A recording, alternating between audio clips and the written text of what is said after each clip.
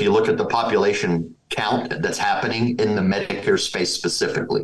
Right now, the Hispanic population makes up about 4% of the entire Medicare population, which is around, I want to say it's around 60 million plus or minus right now. I can't remember the number.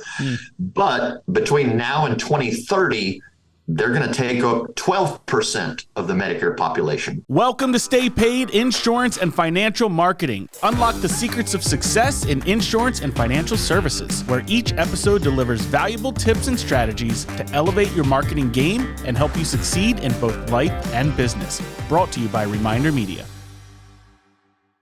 Welcome to Stay Paid. My name is Joshua Stike, along with Luke Acree, and our guest today is Tony Merwin. Tony is a professional speaker and executive director at Avila Medicare Solutions. With nearly 20 years in the insurance space, Tony ranks among the top insurance marketers in the Medicare space and is frequently sought after for his extensive knowledge in the field. Tony, welcome to Stay Paid. Thanks for being here. Yeah, man. Thank you guys for having me. I truly appreciate it. I follow the content already, so it's nice to be a guest on here finally. Thank you. Yeah, guys, and Tony is one of the, I call it the founders of the Insurance Syndicate. Yeah. That whole thing that we've had Joe on the show before. I do this Monday mindset that sometimes we play through our feed. You would hear Stay Paid on Fridays. And he is one of the brains behind that whole Facebook group. How many members are you up to now? We're just over 7,300, and we're growing at about 150 members a month right now. Yeah, you guys' group is unreal. We talked to Joe a lot about that, but it just is a testament. This is why I want to pick your brain. And everybody, I'll tell you, grab your pens, grab your pencils. You're going to learn a ton today. Not to put any pressure on you, Tony, but they're going to learn a ton today. But I want to pick your brain because your group has so much engagement.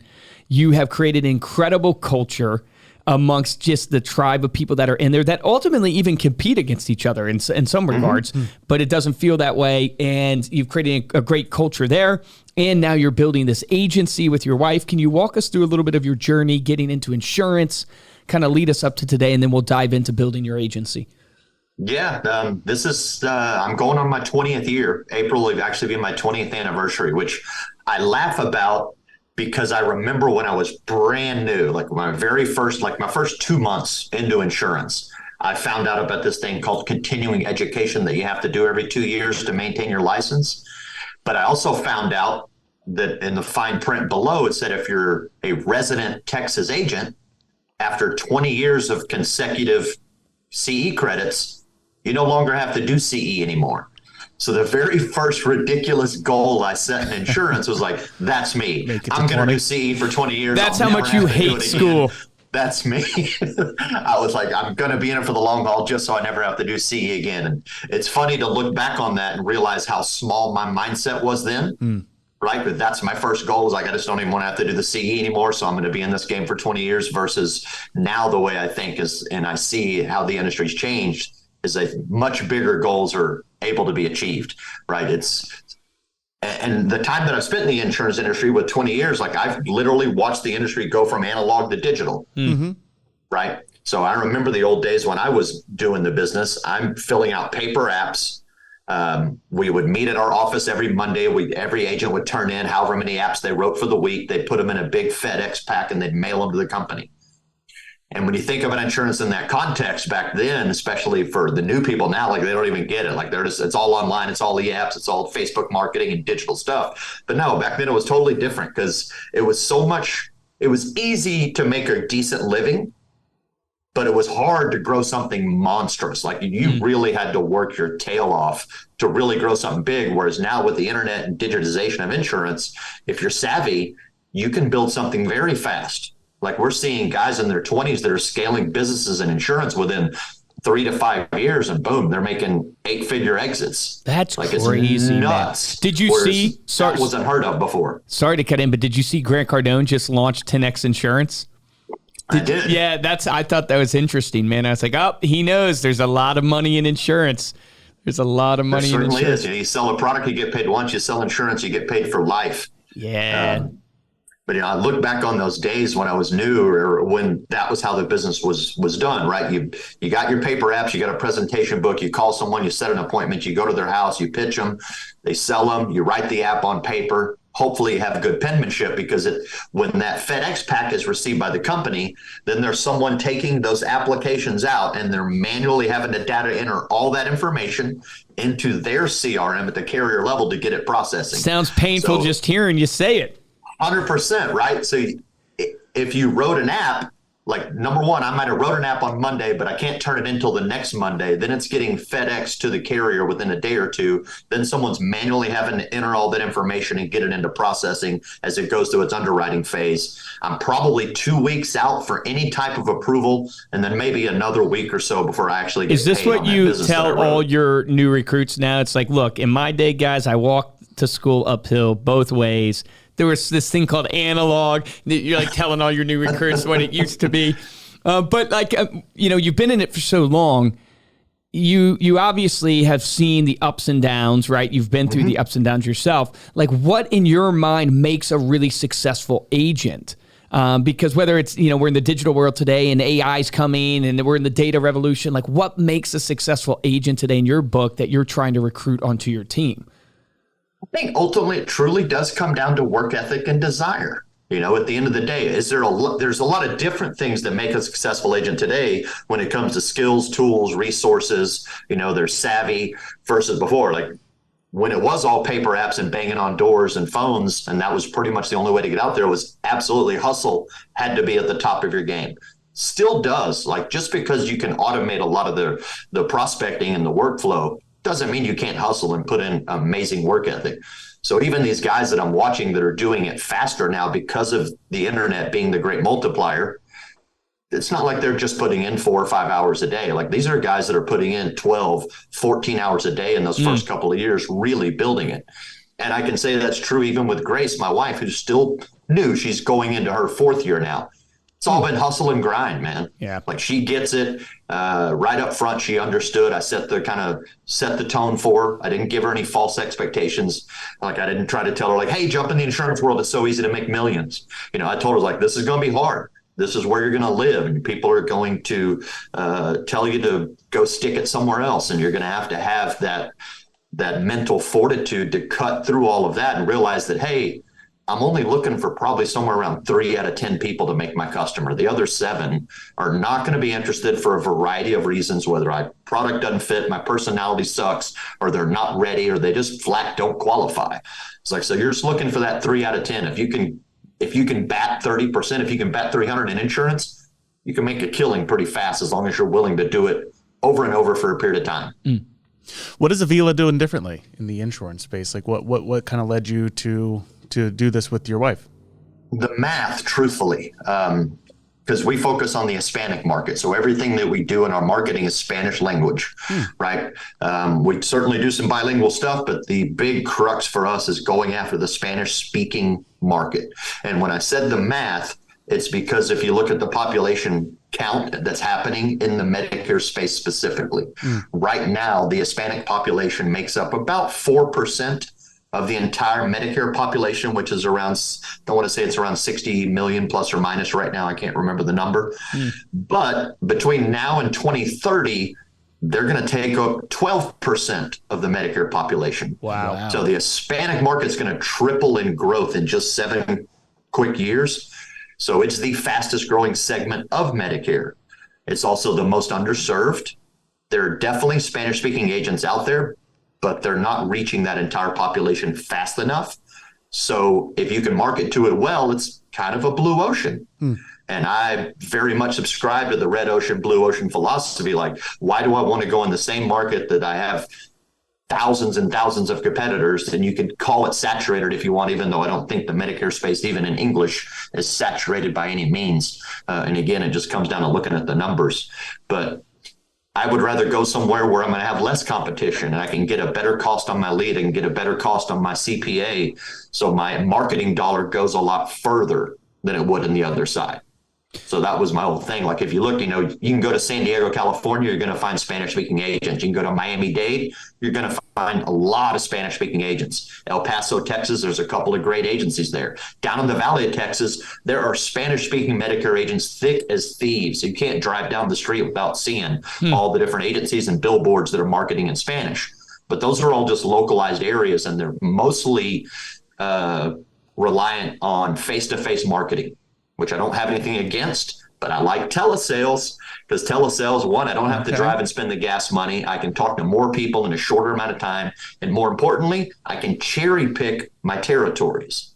I'm no longer just stuck to Austin, Texas. I can market anywhere I want that I have a license. Smart. So if I know there's good data in Kentucky, where there aren't that many Spanish-speaking agents, but there happens to be a huge Spanish-speaking population, then I can just jump right into Kentucky. And again, I'm in a blue ocean environment, and I can generate great leads. How are you finding that data? Are you using a company to find that data, like the Kentucky example, or is there? Generally not. A lot of that you can find through various government websites and census. Like you can go through the Census Bureau and you can look up all kinds of detailed stuff of the Hispanic population in any given zip code that you want to target.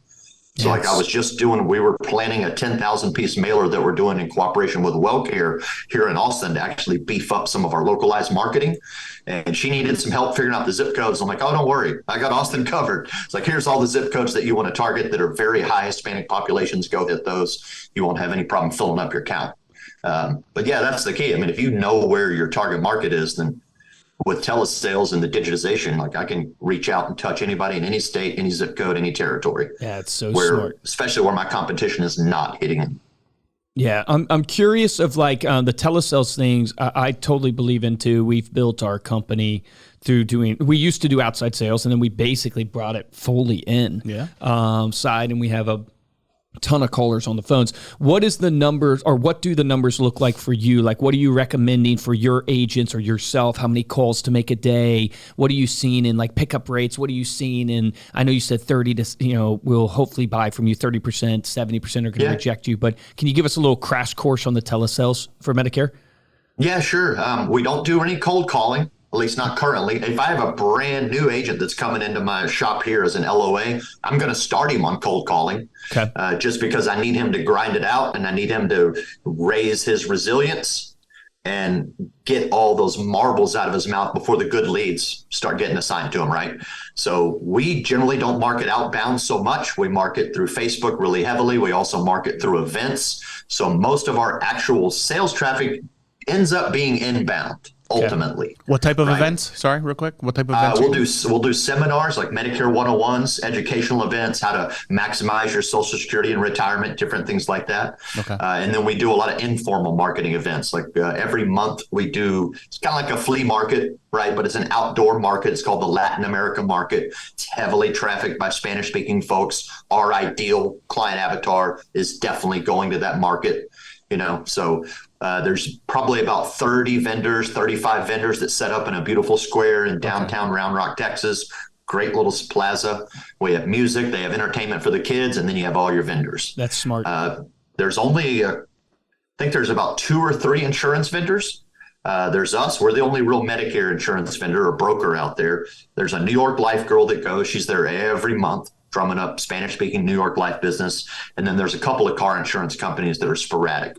You'll see them from time to time. But other than that, it's mostly crafts and arts and, makeup and dresses and hats and tacos and all of that stuff. But when you say like most are inbound, is that because you've gotten them to fill out an info card or something like that and you're reaching out to them, but they wanted more info? Correct. Okay. Correct. So our Facebook marketing system is pretty simple. We basically just run video ads on Facebook. Okay. They respond to the video ad. That sends them into an automation sequence that we have a VA that kind of oversees and watches in case they fall out of that sequence at any point. Then he can push them back in. And it's depending on where they filter, it's either going to drive them into a little bit of Medicare education designed to help them understand what their transition from employment or group insurance to Medicare is like. And then it always pushes them to an appointment. So ideally, my agent that's in-house is just going to wake up, come into the office, open up their CRM, and they're going to see appointments booked. Wow. And then they're just calling those people and wherever they are in the Medicare transition phase, because our exact avatar, like our perfect client, is Spanish speaking, just somewhere above the Medicaid threshold, although we don't have a problem helping the Medicaid folks. We know how to do it, but we want to go after a little middle income Hispanic speakers or Spanish speakers that are just now turning 65. Okay. They're brand new to Medicare. They don't understand anything about it. Nobody's really talking to them truthfully, at least not in their own language. And then we educate them on that process. There's a few reasons why we like that target group. Number one, it pays better, just flat out. Medicare will pay you a bonus, or not Medicare, but your companies will pay you a bonus for their very first time on any Medicare plan. So when we first put them on Medicare and they're brand new and we get them enrolled in Medicare and then we find the different Medicare plan that suits them, we actually get basically double sugar. Wow. Right. So we're going to get twice the commission on that one sale, plus the renewals for the rest of the life that we keep them on the business. So it's more profitable from that first standpoint. Two, because they do need a little more education, it is a little longer sales process. Right? Because sometimes they're coming to us to get educated and they're still waiting for the Medicare card. So there's a few things we got to wait for and walk through. So it is a little longer sales process, but they are much more loyal. You take all that time with them to help them figure out Medicare and learn it, get their Medicare stuff enrolled properly without penalties, because there's all kinds of penalties if they screw it up. Okay. Because that's how government programs are, right? But there's no real good education out there to make sure that they're promptly and timely avoiding some of those enrollment penalties that exist. But it creates a lot of loyalty. So we can help them not only get Medicare, we can help them get qualified for savings programs that exist in Medicare with just a little bit of Q&A and some intake just asking the right questions, discovery. What's a good cross-market opportunities as well? Because not only are they leaving group insurance, they're losing their health insurance, they might be losing dental, they might be losing their company-sponsored life insurance. They might need short-term care, might need some annuities. So there's a lot of other products as people are moving through that phase.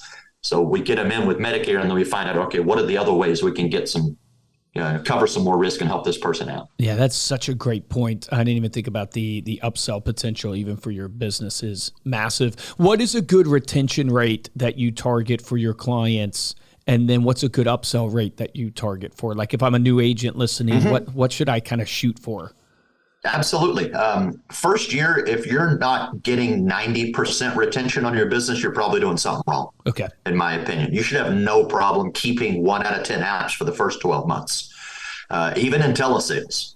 And that's another reason why we also go after that T65, the turning 65 brand new person, because we found out through telesales that replacement business, right? You're on Humana and I call you and like, I got a better deal on Aetna, flip over. They're way less loyal. So like my 13-month persistency on those people is around 70%. Okay. And I compared that with one of the guys that runs Transact. I can't think of his name right now, but if you know who Transact is, they're a monster call center that exists in the Medicare space. And he said, dude, if you can get 70% persistency on your 13 plus month, he's like, you're doing really well in the telesales game of Medicare. Okay. He's because like, the telesales, be a lot lower. You've lost a little bit of that human connection just because they've never met you face to face. So that loyalty is not as much. Yeah. Right. So we don't have as good a human connection with them. And anybody that's flipping by phone like that, it's the same concept as selling by price. Anytime you sell by price, you're going to lose them by price too, because that's the type of shopper. So once we learned that, we pulled away from a lot of our replacement marketing and just continued to beef up new to Medicare. So every month we have a constant pipeline of people that are brand new to Medicare in some step of that whole transition in that phase. Okay. Right. So that makes sense. So then upsell, like if I'm so new, I'm shooting for 90%. And 70% after the 13 months. 13 months with a client, if I'm understanding that right. Correct, I signed Josh. With a client. I get 70% to persist past 13 months with me. Yeah. Okay, if I can do that, I'm doing pretty solid in the Medicare space. I'd say it's still higher on the T65 game. Yep. If I'm always focused on turning 65, my 13-month persistency is still pushing about 90%. That's amazing. Because again, they're just super loyal people. They don't want to go. You took care of everything. Yeah, it makes sense. You educated them. You literally, like, you're almost like their parent. Like, you're the one who opened their eyes to what this is all about. And so they feel, that connection to you. So that makes so much sense. That's very smart. If you guys are listening, I mean, the huge golden nugget right away is niche-based, knows exactly who his target audience is, driven by the data, and he has found out what drives the economics, which is so critical in business. It's like, oh man, I know if I can get not only, this is my ideal target audience, right? The Hispanic speaking person who's a little, middle income, that type of idea. But you want the ones that are just turning 65 that need education, because that's the real loyal customer. Know your numbers, people, because if you know your numbers, it's amazing. What about upsell? Yeah. I asked you that. Like, what do you target upsell-wise? You should be close to 50%. Like, that's what we're running, about 40. I think it's 42% of our client base has at least 2 products with us. Wow. Right? Wow, man. And sometimes that is, just for anybody that's a Medicare geek out there, sometimes that is just the Medicare supplement and the drug plan, which isn't an enormous commission, but it's still 2 policies. Keeps them tight. But a lot of times it's a Medicare Advantage plan with hospital indemnity, or a Medicare Advantage plan with home health care, Medicare Advantage plan with cancer, life insurance, any of those things. So once we have them in, then we have a series that we go through trying to beef up their Medicare coverage, and then we start getting into life. And then we have a referral partner for annuities that can help us. Do you try to sell them?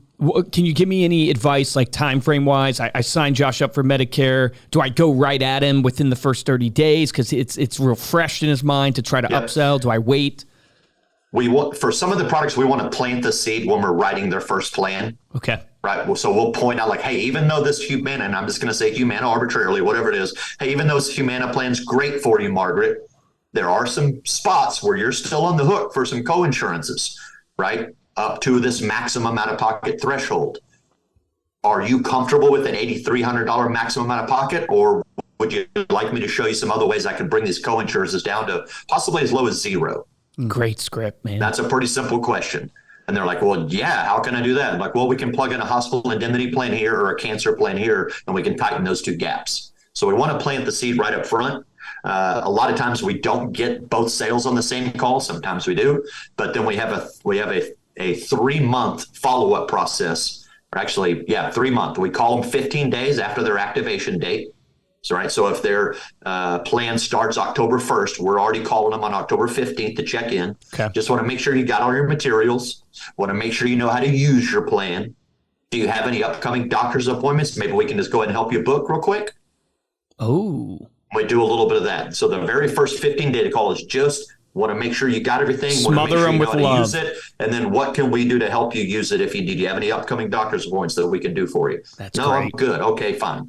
And then another 15 days later, we call them again. So we call them 15 days and we call them 30 days. The 30 days is when we start asking for more business immediately. Hey, just wanted to double check.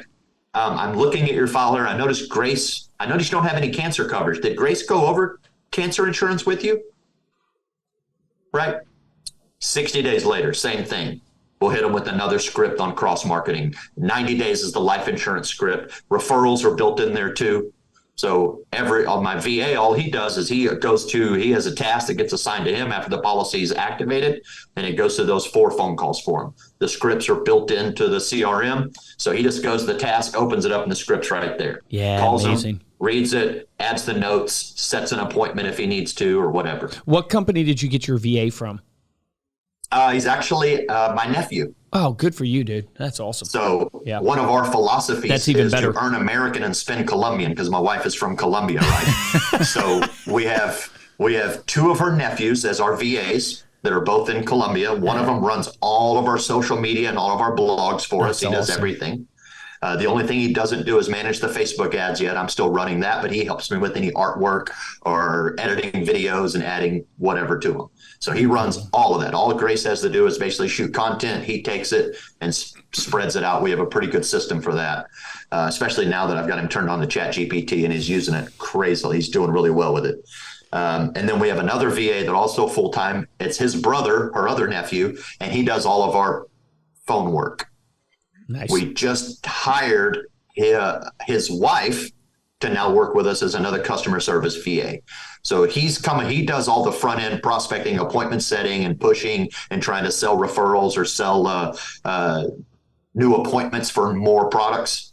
And her job is just customer service. It's going to be all customer service work. Just like, hey, call you. Can I set some appointments for you? Do you have any upcoming doctor visits? How's your plan working? Help them with claims if we have any claim situations, whatever it might be. Yeah, that's fantastic. Have you ever tried for your telesales? Or maybe you're doing it right now, Zoom, to actually close the deal, like to get on Zoom with? Nope. It'd be interesting. I haven't heard of anybody doing it. There's probably people doing it, but There's definitely agents out there doing it. There are some great ways to do it. I think it's unnecessary. Okay. And I think it's something that can, depending on the agent, it's something that can complicate more. Yeah. For what, so because it's technology when I and taught Grace, seniors. I didn't even ask it. I just said, pick up the phone, say that script, make money. Yeah. Fair enough. And she was super coachable because she didn't know any different. So she's like, okay, sounds great.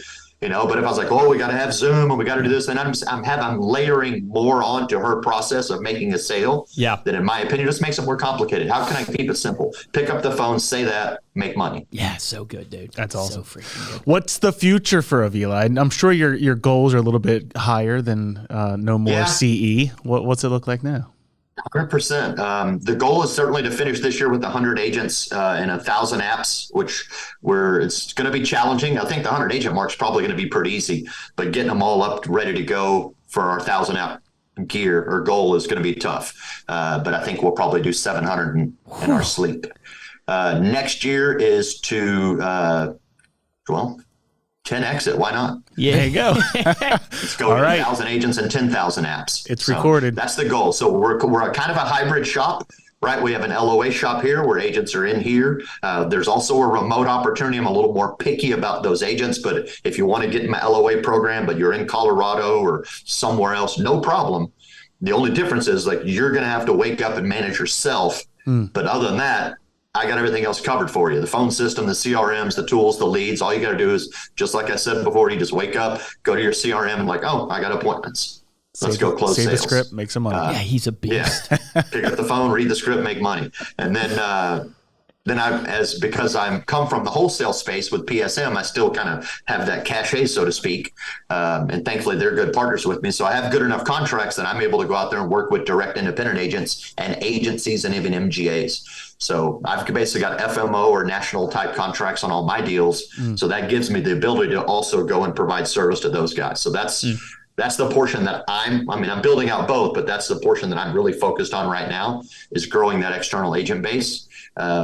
Because for me, that is almost free income, truthfully. I don't need that money to run Avila, but that makes running Avila so much easier if I can have some extra renewals coming in from agents that I'm servicing at an independent level. I may not be making a ton, but if I can get, truthfully, I think next year we'll probably have about $8,000 a month in just external distribution renewals coming in. Crazy, dude. Which, to put that on top, and then now that takes a lot of marketing pressure off for Avila, gives me more money to play with than Avila to grow and scale things. So really the goal there is to have that up to 25 agents by next year.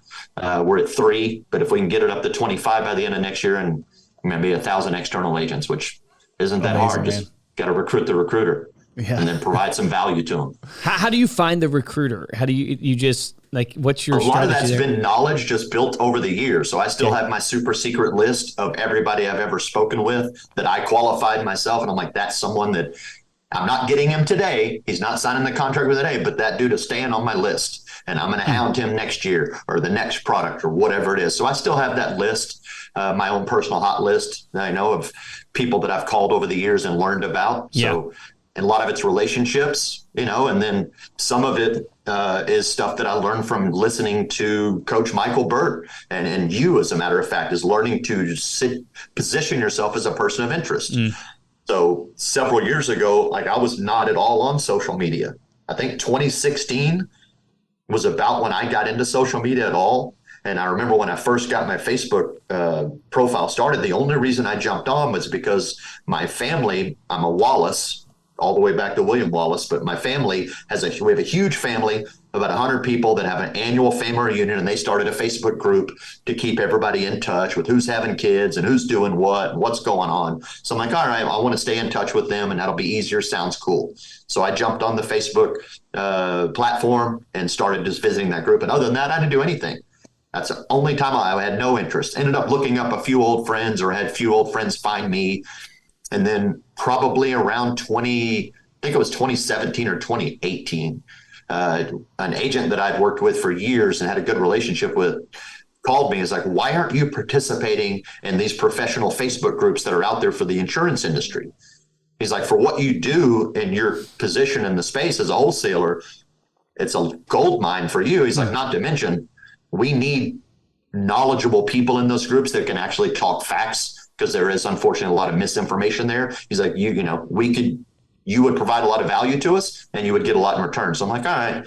So I went and checked out the first group, was called Medicare Coach at the time, found that one, found another one called Medicare Mentors, and just started answering some questions, providing a little value. And then that started growing. And the next thing you know, my IM is blowing up. It's like, hey, I saw your post in the Medicare Coach group. Seems like you know what you're talking about. And, next thing you know, that starts a relationship and it just continues to compound from there.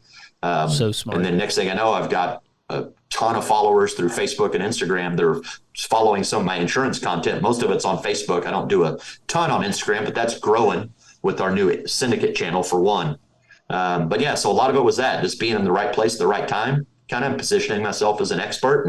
And for a while, I was posting on Facebook constantly. I had I made it a routine, batched it as part of my morning routine. I get in the office, and by 7 a.m. I'm getting all of my Facebook posts together, and then just push them all out. Yeah, that's discipline, and then I man. get back to my regular job, and then come back later and check in on them. Yeah. And I found a cheat code there too. I just started posting relevant news topics. And then I would excerpt a piece of that news topic that I knew would catch their eye and I felt like would be relevant. It's like, so how do I get in front of enough Medicare agents or insurance agents to help look like an expert or position myself as an expert? Like, one of the easiest ways, find some of the best news that's out there that's relevant to what they do, get it on their page in front of them so they can see it. Yeah. They see it's posted by me. And for a while, I became known as a really great news aggregator on Facebook. So people were following my page just to see what the current content was and that was happening in the industry or relevant to them. I was like, that worked. And that worked on LinkedIn and Facebook really well. And then from there, I just continued then we started pushing PSM's content while I was still with them, helped them grow their channel. And then Syndicate came along. So. Yeah, man, it's so good. You know how like in like the music industry, they go, oh, that person has the it factor. Yeah.